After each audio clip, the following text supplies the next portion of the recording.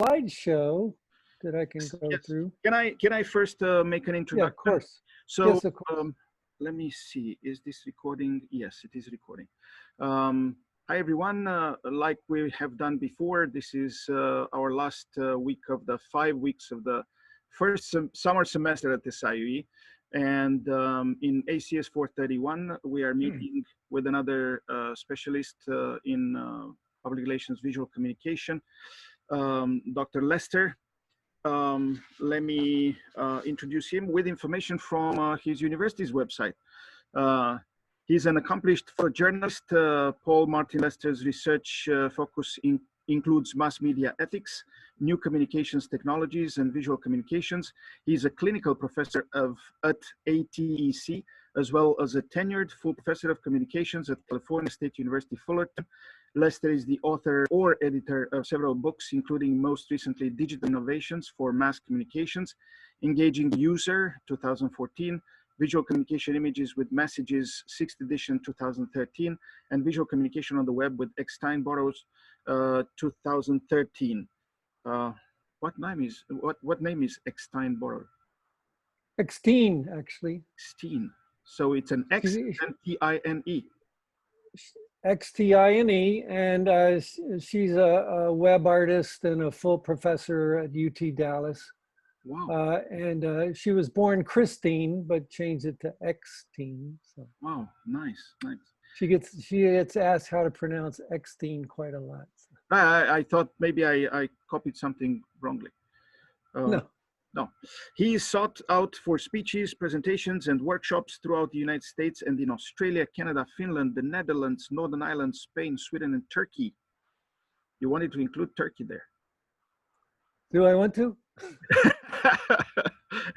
It was before Erdogan's crackdown, so it was a lovely time in Istanbul. So yes, before the protests, yeah. Right. So I wanted to mention that I was, hooked in when I used for the first time about 5 years ago his book in visual communication for such courses that I usually teach during the summer. And I had the opportunity to meet in person with Professor Lester in Canada last year when we met for the AEJMC. And we were in the same panel. It was a wonderful time. I don't know when we can travel again, right? Yeah, that's unfortunate, isn't it? Maybe next summer, or is it supposed to be next year? In August, it's supposed to be in San Francisco, but of course they canceled that. So anyhow, I saw that sure. The deaths from COVID-19 are the leading reason for death in the United States since yesterday. So, is that true? Yeah, more than accidents or other diseases. I think the biggest was heart attacks. Yeah, it's more deaths this year from COVID-19 than right. And there's still controversy about wearing masks outside. It's insane. I know. Crazy. Yeah. Okay, so you said that. And I'm in Dallas. I'm in Texas, so that's a hot spot. This is. I keep a diary of my days, my family. I have I have twin boys, 7-year-old boys, as well. So we've all been hunkered down for, I think this is our 107th day. Yes. And we're so you see, I've got hunkered down hair here. I went to the clipper and I went shorter than maybe since first grade.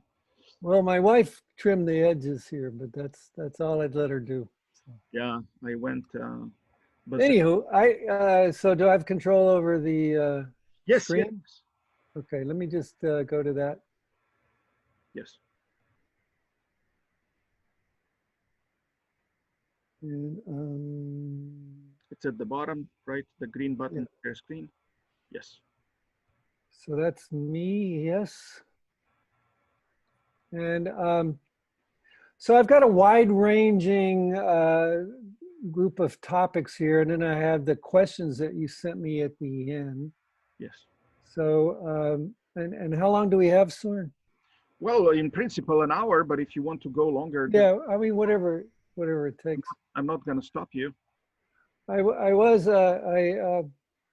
I remember I went to a friend's panel discussion in AEJ. I forget where it was, but I was the only member in the audience. You know, I wanted to support him. And about halfway through, I realized that, oh no, I've got to come up with questions for the panelists. So the pressure's on your student to ask questions, I suppose, since he's the only one here. I'll But, I'll pretend to be a student too. oh, sure, of course. Um, but I've been teaching online since the year 2000. I taught at Cal State Fullerton for 30 years and then retired and then got hired along with my wife at University of Texas at Dallas. And at Fullerton, I was a mass communication, traditional, probably similar to yours. We had public relations, advertising, journalism, and entertainment studies and film. And so it was more what I grew up with. And but at UT Dallas, it's art and technology school, which is a very interesting transition for me. But just to show you some online cred, at Fullerton, one of the classes I taught, and I always like to teach synchronous classes rather than asynchronous, you know, where everyone has to get together. And this is a still from my second life class. So, and this is, you can still join Second Life, but it's not as, certainly it's not as popular as it was like 10 years ago or so. But I was given an island and I put in the trees and the chairs and the carpets, and those are my students. We're waiting for class to start. And that's me in the foreground. Behind me are two screens, one for PowerPoint slides and the other one for video clips. I don't have any video clips to show here. They're a little problematic, I've noticed, to show them. But you know, this online, you know, we're making it work. And one of the advantages, of course, is what you're doing, Soren, is inviting people from all over to speak to your students, which I think is a great opportunity. Yes. So here, the books that I've featured here have visual ethics components to them, and certainly public relations. I should say that my grandfather and father both worked for newspapers in Texas. My grandfather was a reporter, and then he became the oil editor of the Houston newspaper, which is a big deal, oil in Texas, of course. But he transitioned from journalism more into public relations, because that's pretty much what it was, public relations for the oil industry that he would work on. And my father worked for a Dallas newspaper in the advertising department. So I was the only one that went into journalism. But I have a strong background because of my family in public relations and advertising. My dad went on to work for ad agency, and then he formed his own agency in Houston. So I kind of grew up with it. But the visual ethics, of course, is my latest book, and it's concentrated on visual ethics across the board. So everything from typography, graphic design, to citizen journalism, photojournalism, editing, you know, virtual reality as well. You've got an older edition. You mentioned an older edition of my visual communication textbook. Yes. So it's now an 8th edition. Right. And then I probably should have featured it more, but the idea of the public relations, the book on the lower right on floods and photo ops is a history of mostly politician and presidential political opportunities, media events, and through the lens of two really ordinary, banal images that I analyze to death pretty much. I got obsessed with these two ordinary pictures. Former President Bush visiting children after Hurricane Katrina, and the Commerce Secretary Hoover visiting children after the 1927 flood, which was part of a National Geographic story about the 27 Mississippi flood. And they're both doing the same thing. And so I found these two pictures, and I basically wrote about 50,000 word analysis of the two images. So I use analysis in my work and with my students. I look at these five concerns. And where I would put public relations, advertising, of course, would be in the persuasion, mostly in the persuasion aspects of it, but also, of course, stereotypes as well. Most people, though, readers and viewers complain about manipulations, but I'm sorry, most people think that readers and viewers complain about manipulations and mainly post manipulations, digital manipulations. But in reality, most readers and viewers complain about violence that they see. And of course, we're seeing more of that with the news events. My visual communication textbook, I worked up 6 ways to analyze a visual message. The most in-depth one, I'd say, is ethical, because I have students look at 6 ethical philosophies and how they could be used to justify or criticize an image, the taking of an image and the use of an image. And in my visual ethics book, I came up with a 10-step systematic ethical analysis, SEA procedure, that they use to analyze case studies. And of course, in a visual ethics class, it's a visual case study, but everything has a visual component, whether it's typography, graphic design, or regular images. So it's all a visual analysis. But this procedure, and I spend the semester, going through each step and what it means, finding out the moral agents and the stakeholders, and looking at their values and loyalties, but basically the bottom line and the personal reaction. So the idea of coming up with your own response. What would you do? Because what I want to do, Soren, is to make sure my students are never asked in their professional careers, what were you thinking? When you produce that image, or you publish that image or that story or that layout, you don't want other people saying, and certainly you don't want a majority of people thinking, what were you thinking? What was behind that, in a critical way?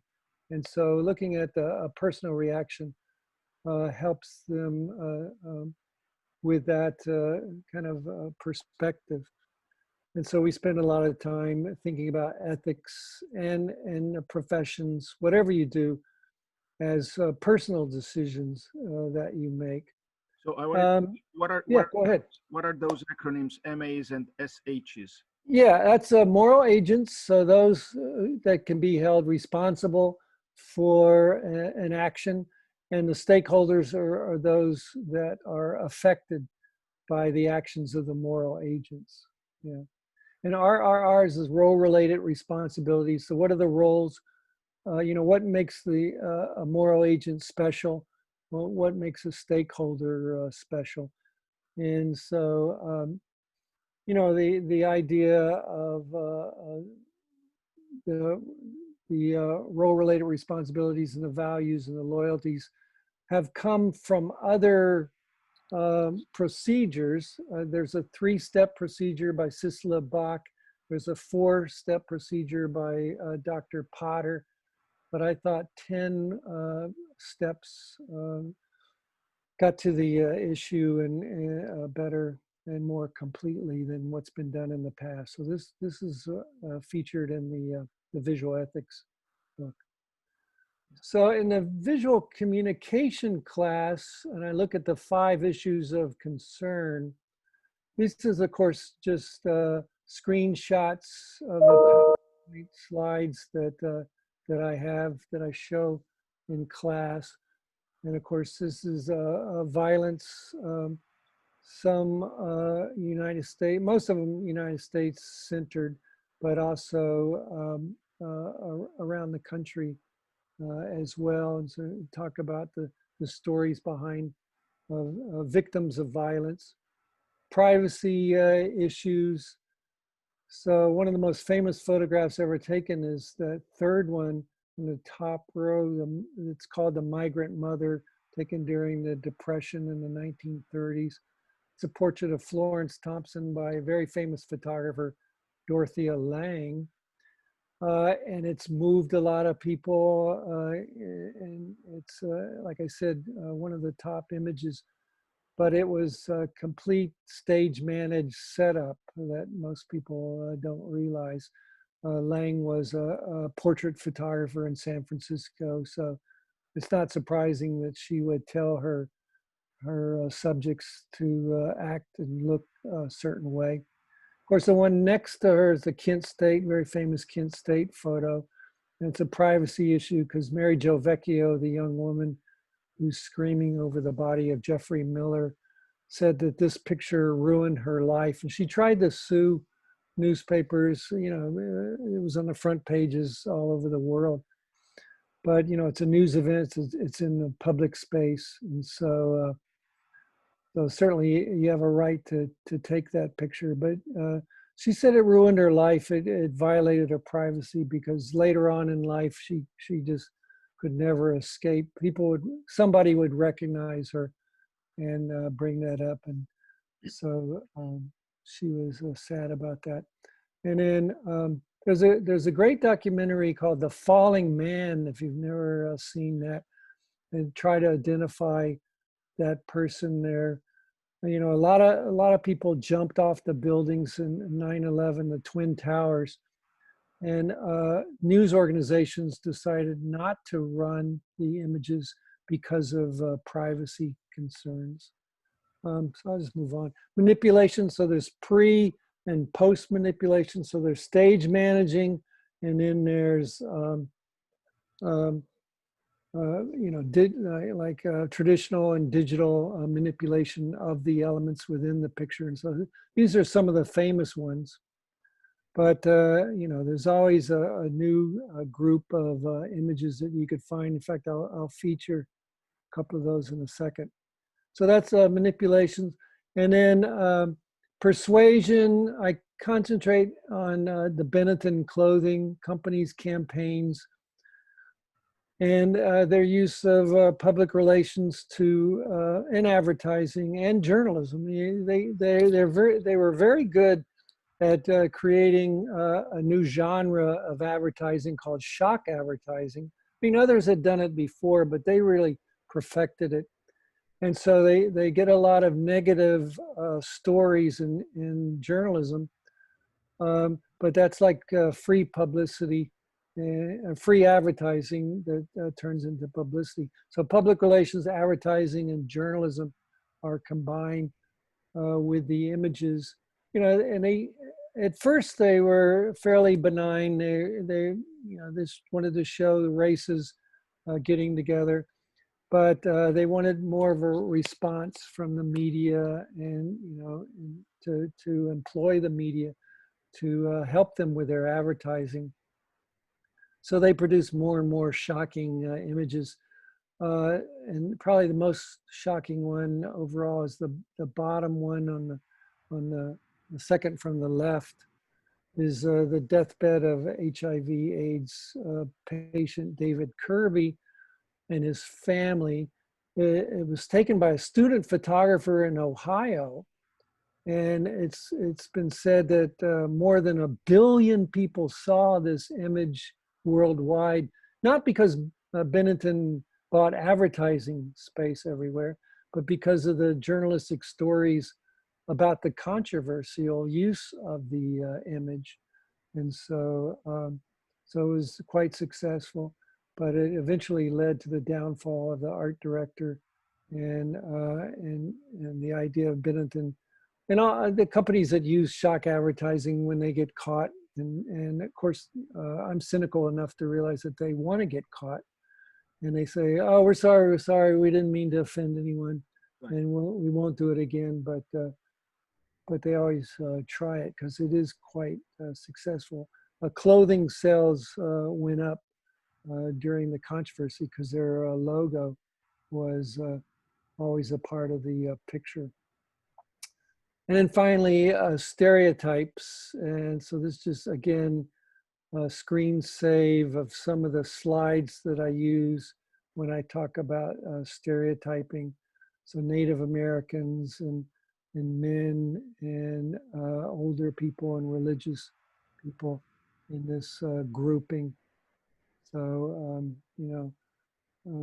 I still think it's amazing that the football team's mascot in the nation's capital, Washington, D.C., the Redskins, that's equivalent to an N word for most Native Americans.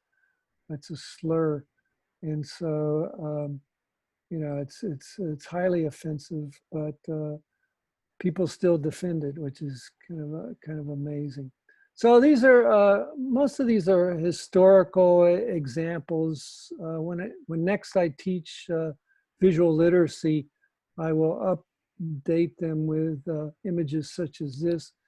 So we're seeing, because of social media and folks that maybe have not had ethical training, putting together images however they want them to fit their political needs.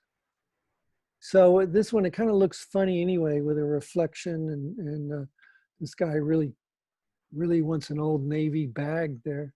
So looting during the protests, and this guy with a gun standing guard.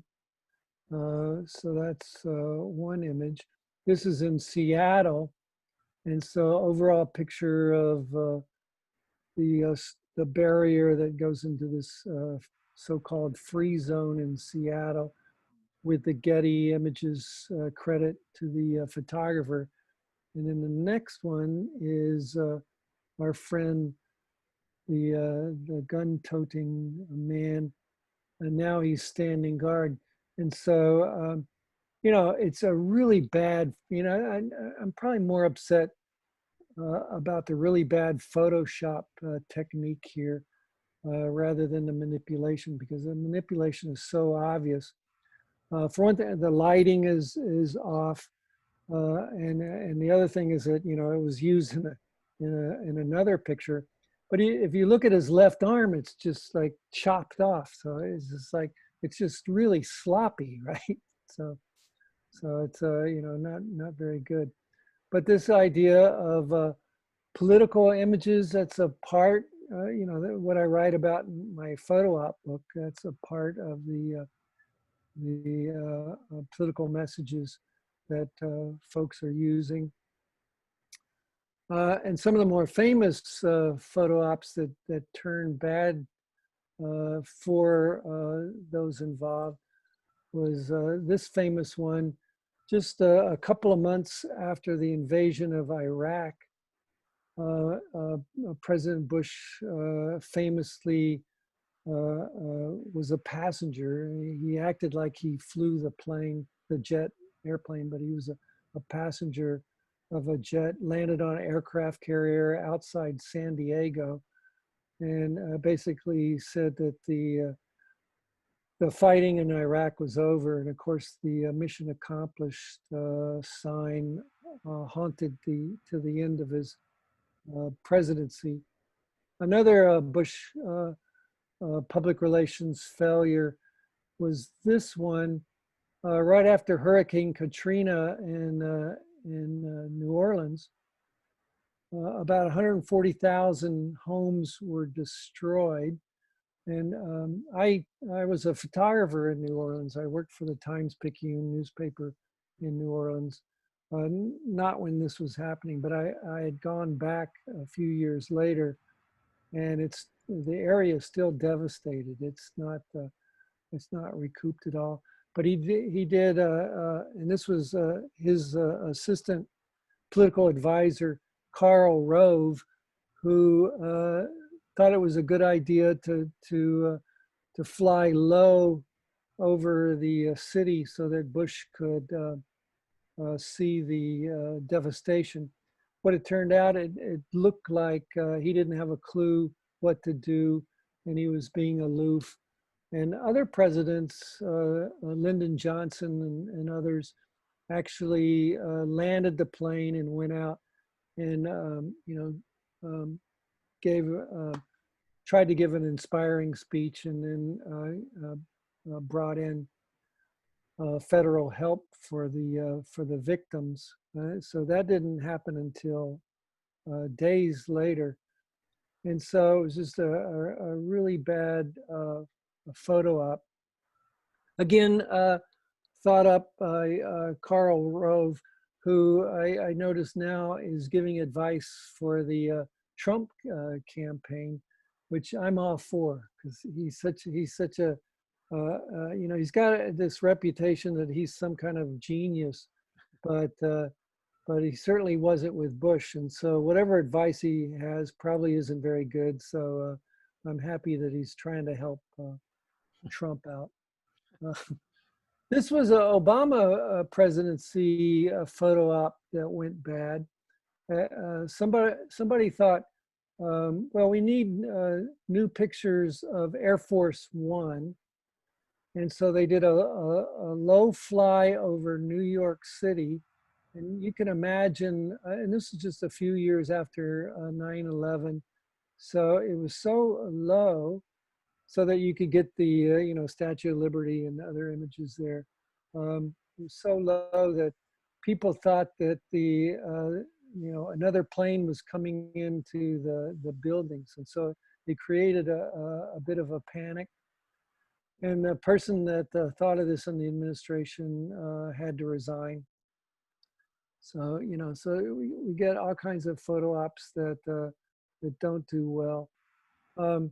This was considered one of the worst photo ops for Trump. It was fairly early on in his presidency, a hurricane in Puerto Rico. And, just wide-scale devastation of the island country. And so he got together with ordinary folks in the media, and they had boxes of paper towels. And he very famously threw these paper towels, to try to help the people clean up their flooding, I suppose. He threw them at the people. And it reminds me of this idea that, you really need a public relations professional, and then someone with experience to organize a media event. Otherwise, it's going to go poorly. I don't know. Karl Rove was just an advisor on politics. But he wasn't what I would call someone that's gone through school and worked for a public relations agency. But even if, some people that work for agencies, they can make the wrong call. But a lot of times what I've read about Trump is that he comes up with these ideas himself. So he acts as his own public relations person. And that's never a good idea. It's sort of like the idea of like, you should never be a lawyer for yourself, in a case, right? It's never a good idea. So there's this one, and of course the more famous one, the more recent one. And one of his advisors, Hope Hicks, I read, but what can you believe? I don't know. But had the idea of going across the street from the White House and Trump holding up a Bible. But I suspect this is, again, Trump acting as his own public relations professional, and no one able to say, we don't really think that's a great idea, especially there were peaceful protests at the time, and the military and the police got all the protesters out of the way and used tear gas and rubber bullets and, their batons to clear the area. And very famously, I'm sure we've all seen the film footage of him and his staff walking, and of course doing the group shot of in front of the damaged church. And but very strangely, just holding up the Bible and having no message, not reading from it, or no inspirational words, just strictly for a picture. And so it wasn't very effective, and it was mocked quite a bit in different media and comedians. And so again, to this day, it's a really good example of what not to do in a situation similar to this, I would say. Looking at social media and how that affects communications is very interesting. And again, almost every day you could find social media examples that are problematic. The guy on the left was riding his bike in a bike path, and he came across, I think, 3 people that were putting up posters about a protest rally. And you can see he's got papers in his left hand. And for some reason, whatever reason, he was very upset by that. So he was yanking the papers out of the people's hands, and then rode into one of them. And so it was all caught on video, and it went viral. And he was found, and he was arrested. I don't know what the status of his charges are now, but assault and battery. The guy on the right, though, you can see. I mean, he's a lot younger, for one thing. And this is as good a picture as it gets. I think it's a frame from a video. But somebody had this picture and thought, well, this is the same guy, and so he was doxxed. So that's we used to call it outing with gay and lesbians, bisexuals. You would out someone if they didn't want to be outed, and now it's called doxing with social media. But on any topic, not just with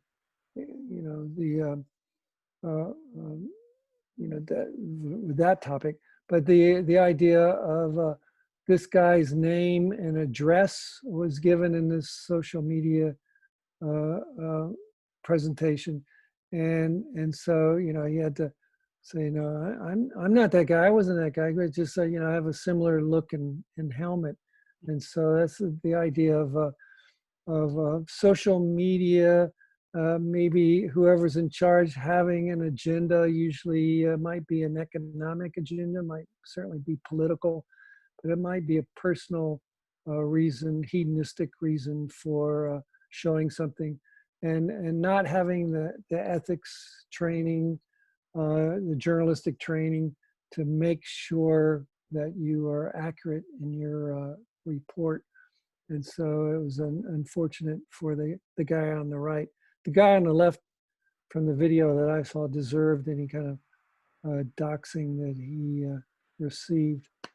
And of course, the picture of a murder of George Floyd by a police officer was taken by a 17-year-old high school student, Darnella Fraser, who I'm trying to get to speak to my ethics class in the fall. She's a bit resident, though, because of the doxing that she's received, the negative publicity that she's received from the right, from the left. You find out where she lives, and they send people send emails. praising her, but also being critical of her.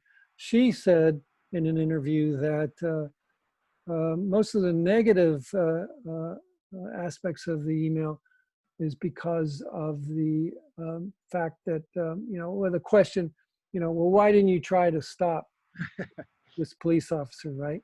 Yeah. And it was like, there are 3 other officers, there are other witnesses, but, a young girl and African-American woman, and just knows, probably never realized that the cop was going to kill the guy, right? But certainly not feeling comfortable enough to push him away or to object, because she could be in the same position as how she put it. And she could, actually, the other witnesses were protesting, and they were trying to approach them, and these guys immediately made the gesture, "I'm gonna pepper spray you." Yeah, right. So so they were protecting their head guy here, and so there's instances like that in photojournalism where where you hear that criticism. Why didn't you save the person? And I always say, if it's possible for you to help, and if you know how to help, and there's no one else there to help, then help and take the pictures later, right? Take the pictures afterwards. But she's not a journalist, and she's not an adult really, and so. But because of her video, we found out about it, and so we're finding out a lot more of these violence against folks that are arrested, mostly African Americans, because of videos. And I think of '92 and the Rodney King arrest. That we would never have known Rodney King, and the riots would never have happened in South Los Angeles if George Holliday hadn't taken the video, very famous video of the arrest. And so all of us, pretty much all of us, have a phone in our pockets that produces these images and videos. And so we're getting a lot more a texture to the stories of police brutality. The only real criticism I have, and it's a general criticism, not just Darnella's, but I always tell my students, if you're in a situation where you're taking a video, please make it horizontal. Right. Turn the phone, to the side, so that it's not vertical. But almost every amateur shoots vertically, and that's why you have to blur out the sides there graphically. Talk about PR. I also think of public relations related to bad decisions in all different kind of cases in the media, and data visualizations as well. So you've got somebody that does something dumb, or it's not very useful, like this map. Remember when we were just concerned about the measles gaining? This was a year or so ago, I guess. But this map, so you assume that the states that have the virus pattern are the ones that have cases. And unlike COVID-19, looks like the cases just end at the borders, which is convenient, right? But of course, so what part of the state, how intense is the state with measles cases? How many cases in each state? I mean, this implies it's all over the states. Right.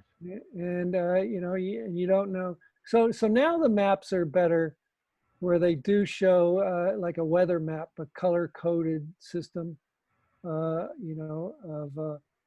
how many cases per day or per week or overall, and the deaths, and based on a sliding scale. So that's better. But I mean, you work for NBC and you getting complaints that this map like this just doesn't really say anything. It's just sensational, right? And so it's not going to help you much. I digress a little bit, but this is related to some COVID-19 charts that I saw. And the Kodak camera came out 1888 and was $25. And a lot of history books and photography say this started the amateur photography phenomenon because it was very easy to use. I mean, before the Kodak camera, you really had to be a chemist. You really had to know what you're doing, and some of the chemicals were quite dangerous. And so, sure, I mean, it made camera taking, picture taking easy, and eventually spread out throughout the world. And you say, well, $25, yeah, that's like the lower classes could take their picture, So we started to see pictures of just ordinary people, everyday people, and everyday clothes, and not in a studio or whatever. But without adjusting for inflation, it's very misleading. So because $25 in 1888 is very different from $25 equivalent today. So one of my pet peeves, whenever you're reporting historical dollar amounts or any kind of currency, you should adjust for inflation. And so $25 in 1880, there's a lot of inflation calculators on the web, is $680, which is a high, kind of middle end, good quality camera. And so you could see that today, the lower classes, wouldn't pay that much for a camera. I mean, that would be a big chunk of change for the middle class as well, to just buy a camera just to record your family. Of course, now we have the phones, and the phones can be that much and more. But it gives you perspective that maybe it wasn't the cameras weren't as popular. Certainly for it was an upper class piece of equipment, and they're the only ones that could afford that. So take that idea, adjusting for inflation, and you look at and this was a while back, I think this was back in March, cases by country. I remember somebody, maybe as a joke or something, somebody on TV said, "Oh yeah, USA #1. We got more cases than any other country." Like that's something to be proud of or something. But this is very misleading because all the different countries have different populations, right? So you have to adjust for the population of a country, and when you do that, you get something like this: cases per million. And and again, this was March, and so the U.S. was down just above South Korea. And what's amazing, I mean, Italy, Spain, Germany, okay, I heard of those. But the #1 is Switzerland. And so I hadn't heard any story, and I still haven't heard any explanation of why Switzerland had so many cases per their population, per million. So at one point they were the #1 country for cases, again, not to be envied. But even that is a bit misleading without additional context and explanation. The data visualization by itself really isn't going to explain and answer your questions. But Yes. also, I would argue, how small is the population of Switzerland if with Yeah. not even 12,000 cases, they're on number one. So Yeah, yeah. What's the popular? Is it a million or well, you could do you could do the math of how yes, many under are in Switzerland. under Yeah, a billion. But the idea is that yeah. again, if you look at the idea of where you had more cases, Uh it huh. usually westernized, industrialized countries where people Uh-huh. had the money to travel. Yes, yes. So, You so know, and Trump always said, oh, he stopped the air traffic from China, and that was one of his big ideas that he saved a lot of lives. But in reality, most people from the EU and the UK before that was stopped, they're the ones that brought most of the cases over, right? yeah. So, so continue this a little bit today, or by June 24th. Again, we've got the cases per million. So, and just comparing Canada, the EU, and the United States, and I looked up the populations, and so you could see, and this is cases within a 7-day period, right? And so, Canada ending up in a low number and still high for the all the countries in the EU, but the United States, of course, is going through the roof. So something again, adjust for inflation for amounts and adjust for population for these type of charts. Yeah. And illustrations as well. I mean, look at those and the ethics of them. And what I love about cartoons is historical nature of them. I mean, like you look at historical editorial cartoons, and unless you know the people that are pictured and the news story behind them, they're not going to make much sense to you. You know, editorial cartoons from 100, 150 years ago. You have to really do your research. So 100 years from now, if we're all still around 100 years from now, we won't be, Soren. Maybe, For sure, maybe your student. for sure. But will we know who these characters are? Well, probably Trump.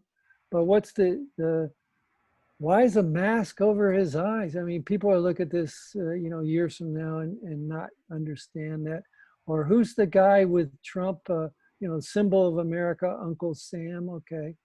But who's the other guy? And so sort of recognize him now as, And by the way, I would ask Kindra. I'm sure he doesn't know why is it significant that the Uncle Sam is with its feet in a block of cement with his hand yeah, tied up behind his back, yeah, and where yeah. are they throwing him, and what is this suggesting? Yes, yes. Do you know it, Yeah. Kindra?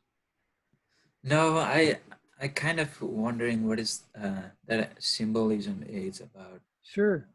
This is what the mobsters were doing in Yeah, 20s. Okay. If they wanted to get rid of somebody, they would put their yeah. feet in cement and throw them in water to drown.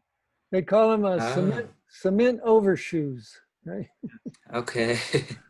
And so, That's- because a body, Uncle Sam's still alive there, it looks like, and a body in water, it'll go down to the bottom at first, but then it gets gases and then it floats to the top, and so that's how they find. But if you've got a block of cement, I don't want to get into the details. Not like I know about this personally, but so it stays on the bottom until it deteriorates. But that's Rudy Giuliani, who was a loud-spoken lawyer for Trump, is helping him push America over the edge here.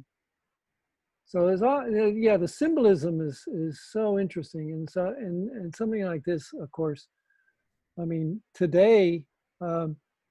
This portrait of George Floyd, which is composed of faces of African Americans who were killed in lynchings and mobs and by the police, you're going to recognize maybe some of these faces and issues, but maybe not.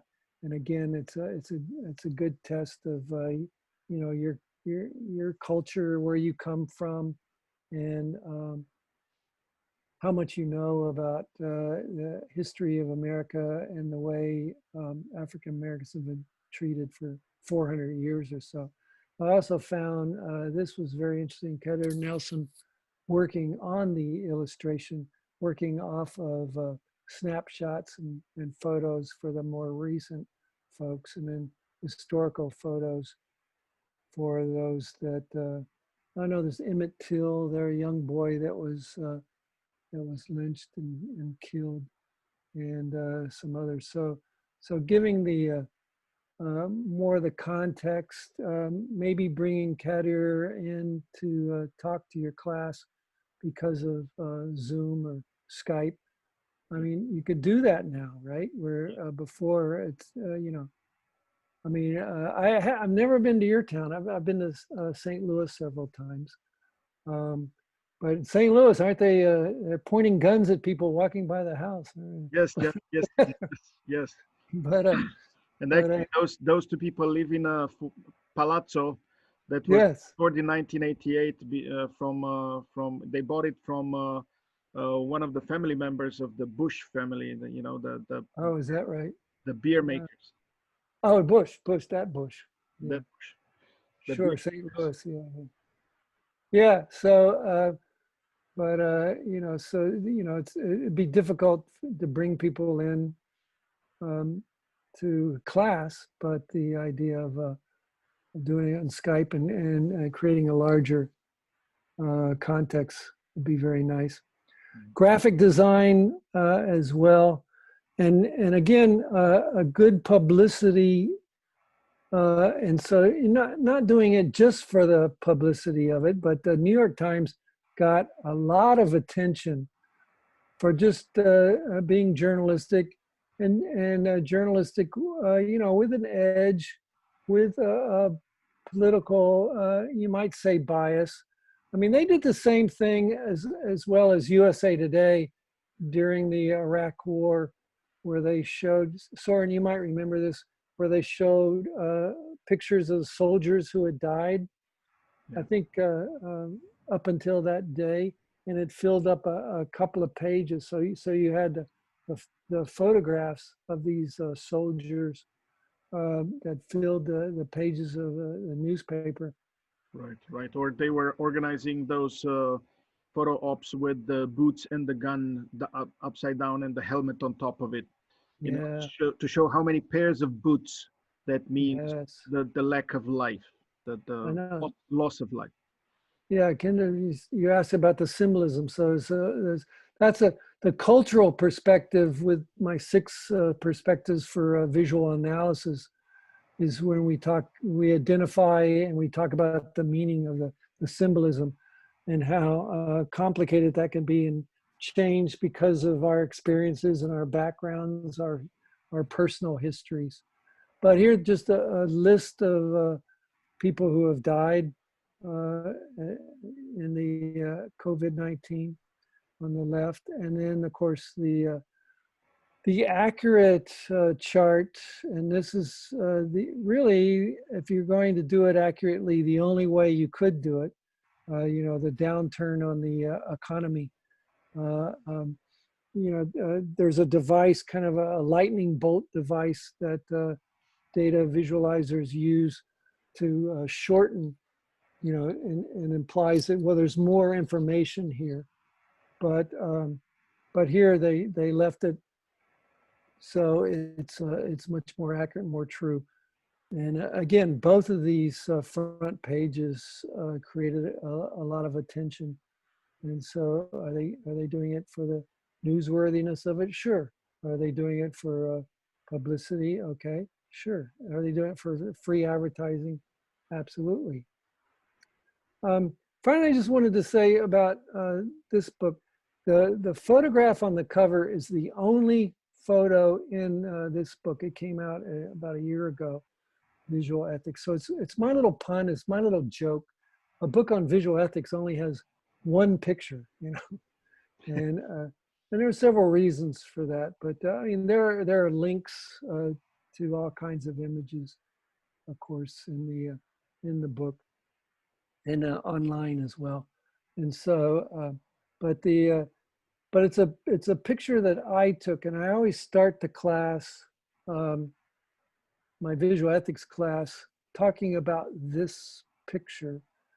And the point that I always want to make is that thinking about what you do, thinking about ethics, even if it's somebody else's activity, actions, is a very personal way of looking. You need to take it personally. You need to think of it as a personal matter. And so, and again, I want to try to avoid my students having to hear a question, you know, what were you thinking? But this is when I was 25 years old, living in New Orleans. I was a photographer, and it was a story of two brothers that hadn't seen each other in 40 years. And one was coming from Ireland, the other one lived in New Orleans. And so I was supposed to get a picture of the reunion. And so I'm waiting. This is back in the day when you could go right up to the gate without security. And so I'm waiting for the brothers. And first class gets off, and the first person I notice instantly, and at the time still is well known, very famous actress, Faye Dunaway. Faye Dunaway. She was Bonnie and Clyde. She was in Network. She's in 100 movies. And I had 3 cameras in my flash unit, kind of a typical array, ready for anything. But I was looking for the brother. I wasn't looking for Faye Dunaway. Right? So I was as surprised as she was. As she looked at me, and then she turned and collapsed against the wall and just started sobbing. Oh my God. Yeah. Excuse me. And I looked behind me. I said, "Well, what's this about?" You know. Because And then, you took her picture. no, I hadn't taken her picture. So Oh. I was just standing there with my cameras. Oh. And so people are like, they were just walking by her. They, you know, they didn't even notice her. And she finally got enough gumption to, you know, get herself together and walk past me. And that's when I took this picture, this horrible picture that really, I mean, I still feel bad about. I still think, well, why did I think? Yeah, obviously doesn't want her picture taken. And there's no way this is a good, you can't even tell it's Faye Dunaway, right? Right. And so there's no way that that's going to be published or anything. And so I use it as a story to say that, you know, I don't want my students to be haunted by something that they do, you know, haunted for the rest of their lives. Now, I found out a little bit later that she was going through some personal issues,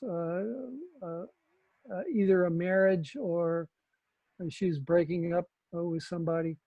And so she was in Ireland, and she just wanted to get away from the media, get away from everyone.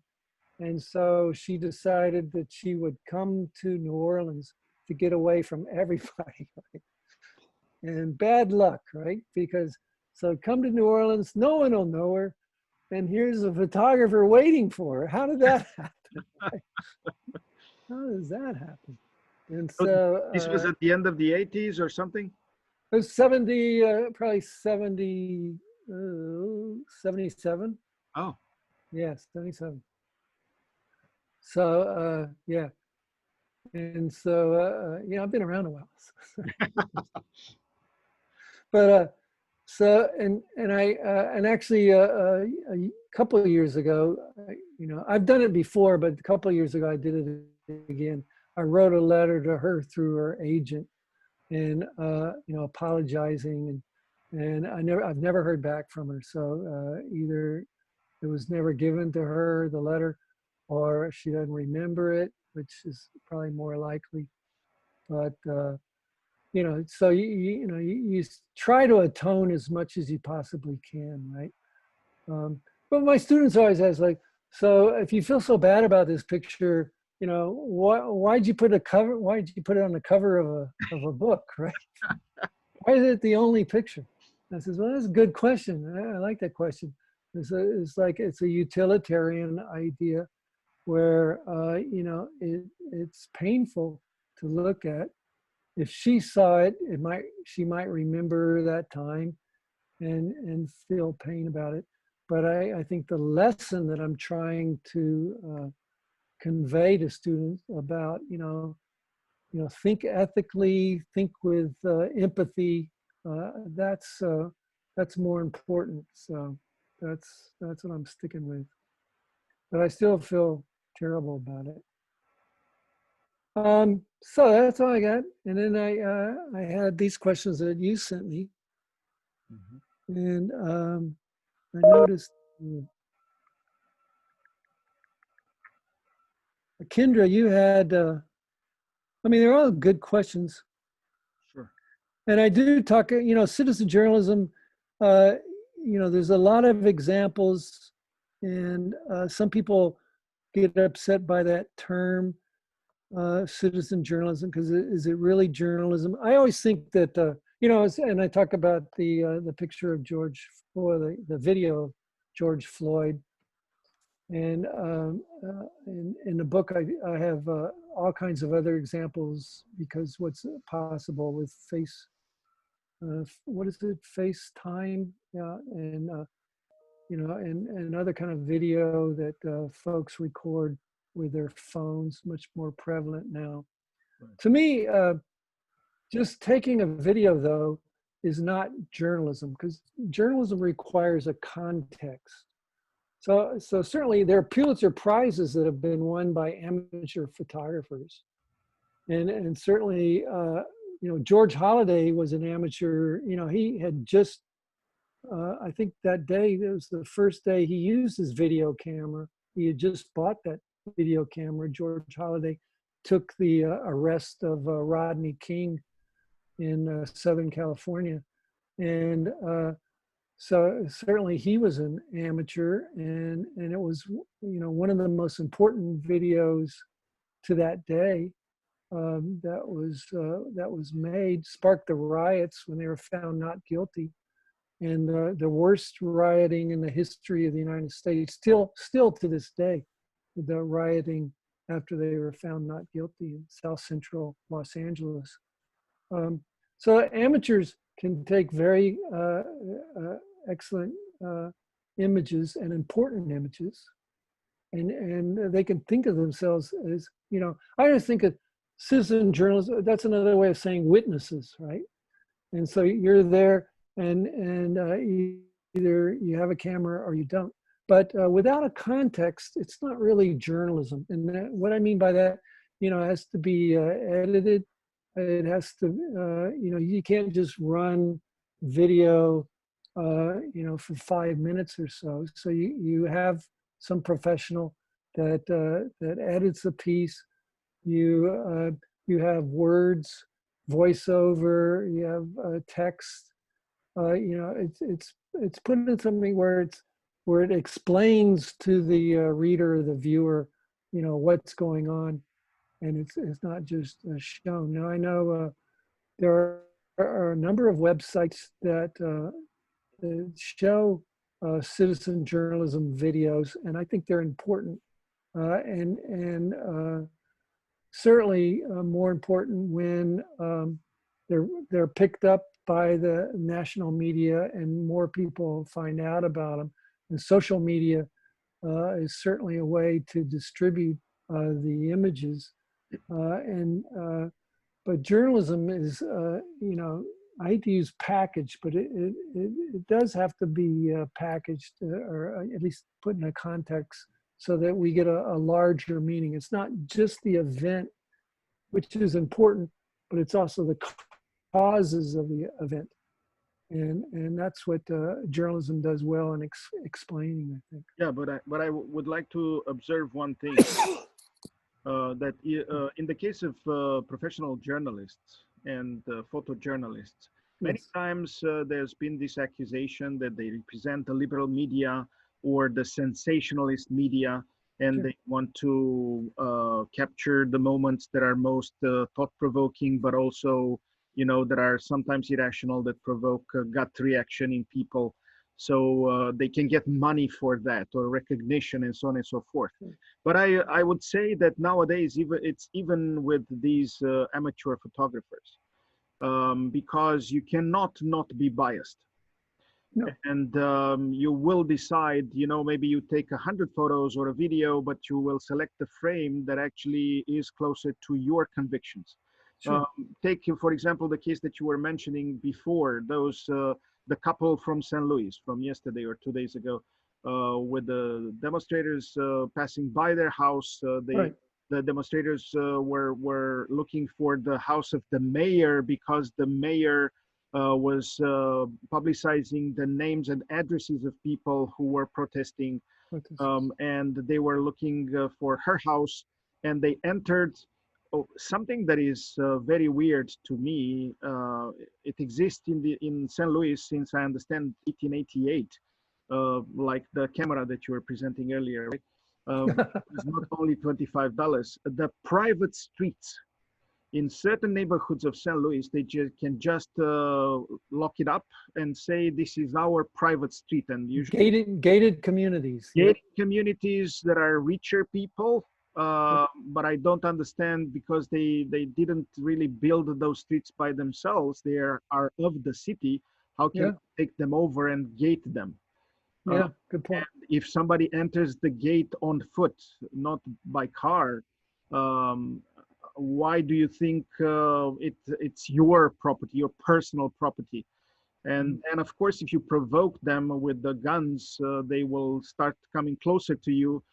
But then you can claim that you were so scared that you needed to shoo them away. And the only thing that protected you from the ire of the mob was that piece of iron. Yeah. But again, I have seen already 100 images since yesterday that are for or against that person, that couple. Some people already call them Ken and Karen. You know what that means. Those people who provoke you in such videos, and they would call the police on you uh, just because you are a certain color, or because they think they have more rights than you, and then the police just finishes the job. Or the a local channel was doing an interview with the guy, and you discovered that he is an injury law practitioner for 30 years, and that's why he made these millions. And he They're restored. both lawyers, right? They're both injury lawyers, and they made a lot of money from these suits.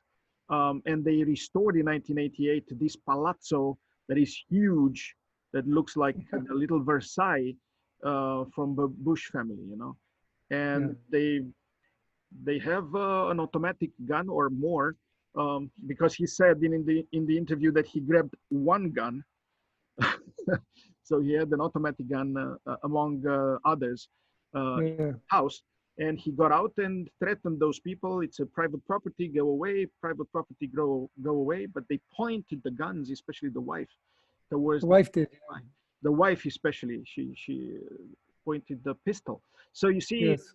it all depends on how you frame the story. Sure. I always use this example. Coming from Europe, I saw something in Europe that CNN never shows here. CNN International has the 30 seconds no comment clips at the end of the hour of news around 7, 8 o'clock in the evening. Mhm. So then they leave you with something for 30 seconds where the camera just does a travail over a certain area in hot spots around the world. And I remember one in which, there was another of the myriad of conflicts between the Israeli military and the Palestinians in an occupied zone. And, you would say it's no comment. Let me show you traveling the image from left to right or right to left. oh, this is the military somewhere. On the other side, there's the people throwing rocks at them, and the poor military police is shooting rubber bullets at them. Otherwise, they would be injured. But this, you know, with this, you already put a bias on the story because you don't Yeah. see the myriad other people who were shot by the Israeli military, who, you know, they bulldoze their houses down, and of course there is Sure. an action. There's no comment from, if you really dig deep and you see the side of the Palestinians, where they say these people have tanks, and you know. By the way, yesterday I saw that the United States, out of all the problems that we have, voted what, $85 billion to give to Israel now, Mm. on top of all the problems Great. we have with more than Sure. 40 million people, you know, with losing their jobs. We give almost $100 billion to Israel for getting more armed against, you know, the people that they occupy. So It's that's, law and order. Law and order. Yeah. yeah, It's too bad. there's a lot that is not being said, and you know, people just Yeah. claim that it's their property, it's their right. I can understand if somebody would come to my house to break my windows or to come threateningly towards me, I would lose my mind temporarily and say, hey, they are trying to kill me, they are trying to kill my kids, they are trying to destroy my property that I worked for a lifetime and I'm still paying for. So that should be sacrosanct. But when you live in a palazzo making money from injury suits, Yeah. that talks about the system in which some people can earn a mountain of money while others have gigs, not real jobs, you know. Yeah. Yeah. Yeah. I know. I talk about that in visual ethics. There's no such thing as objectivity. That there's always bias. You know, even with a security camera, where you place that camera and whether it's color, black and white, the quality of it, how long it's on, how you edit it once it's you know, recorded. I mean, there's 100 decisions that involve manipulation, and that's why I think understanding the philosophies behind decision making, whether if somebody's doing something for a hedonistic, you know, personal reason to make more money, to make a case more sensational, that can be certainly criticized. If you're doing it to try to be helpful and you want to show both sides of an argument, that certainly is more important. In 1981, I was in Belfast, Northern Ireland during the hunger strike. That was a hunger strike summer, and the IRA soldiers were starving themselves to death. And after every death, Bobby Sands was the first one. He was a legislature, and so I was there taking pictures for my master's project.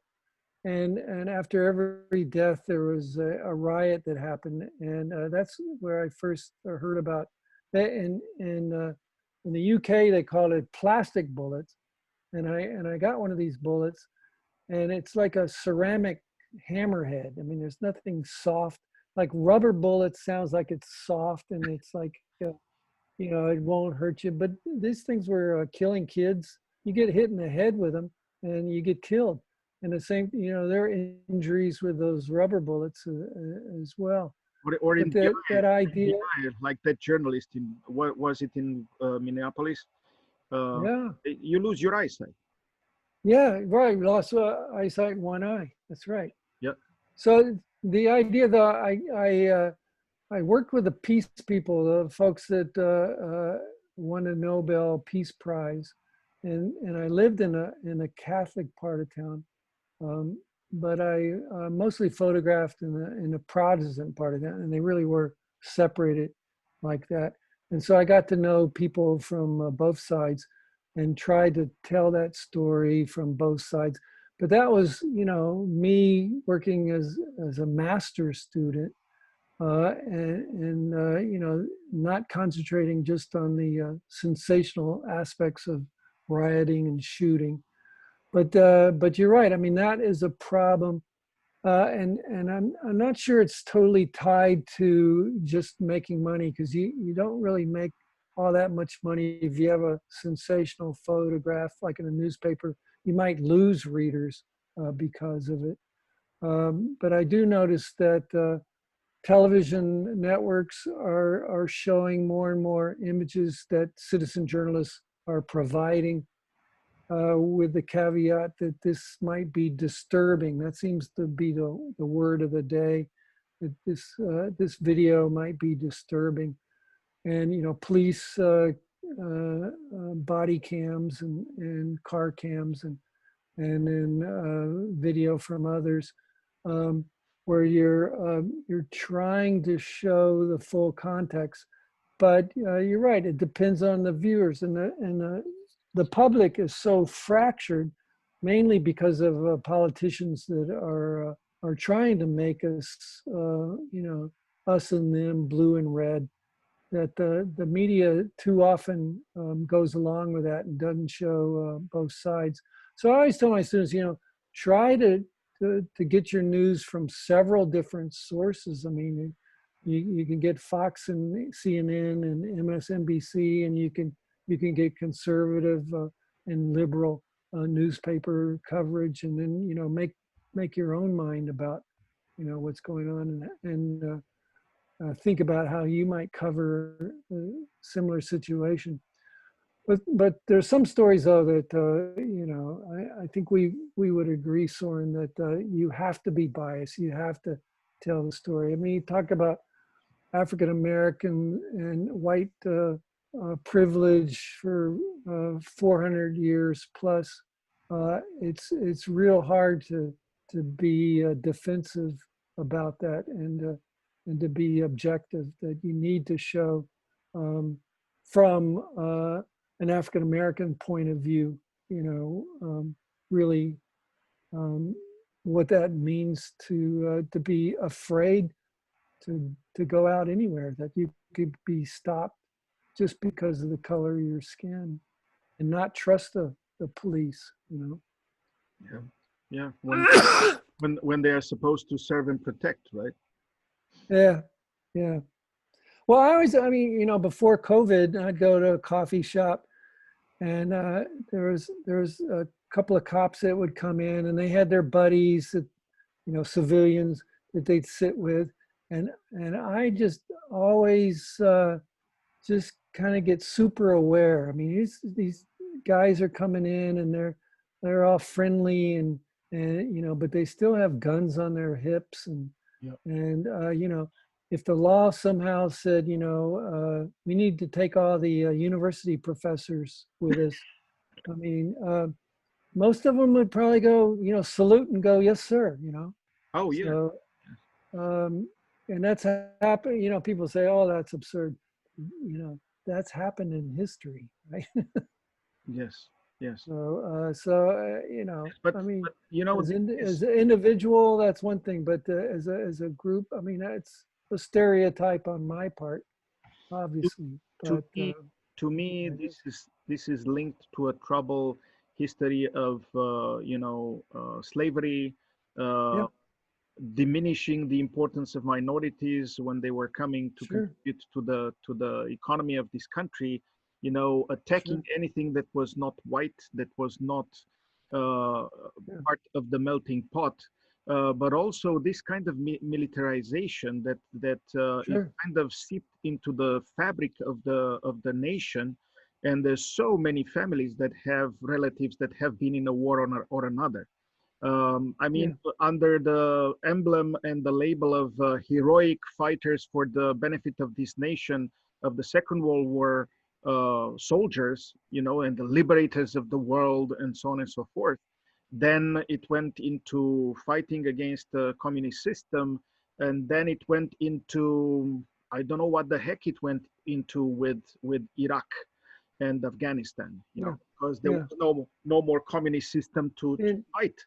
Indefensible, really. But again, let's fight them there because they will attack us here. Uh, Yeah, so, domino effect. but no, but all those people who have Yeah, participated in those wars, are troubled in the mind, have the reflex that they can be the kings of the street, that they can use their Sure. they can A use lot, gun on the rest of the population, on their relatives. yeah, a lot of members of the police are veterans, absolutely. And of course, administrations have sold or given away military equipment from tanks to body armor. And so that's why these soldiers, and I was really upset at the Washington, D.C. Protests where they brought in people from Texas, prison guards. I mean, there were some military folks there, some, police-looking folks that were there that didn't have names, on And their the National Guard coats. of Missouri National- was offered. Yeah, yeah. We are exactly from those beautiful places of collaboration with the president. Right. You know. So it's a whole other can of worms. Yeah. Yes. But hey, this has been interesting, Soren. Nice No. chat. I thank you very much for your time and for your course. insight. I know that you are a treasure of information in what is relevant for my class. And please encourage them if they look at this and they can email me and they have questions, additional questions. Because Definitely. I And, couldn't you get to all of it. you will make this PowerPoint available, or I can. Okay, sure. I could send it to you. can you send Yes. me and I'll put it on the Blackboard site that we have. However you want to do it. Yeah, absolutely. Yes, yes, please. Yeah, Thank thank you you. so much, Okay. Professor. It is Oh, good. it's great to be Yeah. hear from you. I'm glad you Ekindra were here. Ekindra is a former journalist from Nepal. Ah, Yes, I am. you're a writer? No, I did a reporter, I did news anchor, and then I had my program, education program, the Base of Nepal. You got a great voice for that. It's nice. It's good. Yeah. Yeah. Stronger than mine. So, Yeah, I worked there 4 years, and then when I moved to United States, and I just quit it. And then for now, I just kind of gap. I have a gap with the media, but yeah, I'm still trying to get educations from the United States, and hopefully that can lead me internationally. well, this is an interesting time to be anywhere, but in the United States, certainly so many issues going on, certainly with the election coming up and everything. Yeah. That I hope you're doing reporting, at least, or some writing. What's going on here, your perspective, I think would be very valuable. So He's done an internship last year, right? With Yes, I did at KMOV. okay. the local news channel here in St. Louis. Yeah. Right. Okay. Excellent. Yeah. Excellent. I'm still looking forward, looking for that kind of opportunity, Yeah, of course. Right. Well, I think, we need more a worldwide perspective, and so Yeah, that's I always think we should that's hire right. hire beyond those that just grew up in the area. So Yeah. good luck to you, my friend. Yeah, thank you so much. Yeah. Thank you so much for Dr. Nastasia. Yes, sure. Thank you very much, Paul, and have a good day. Yeah, you too. You too. Bye.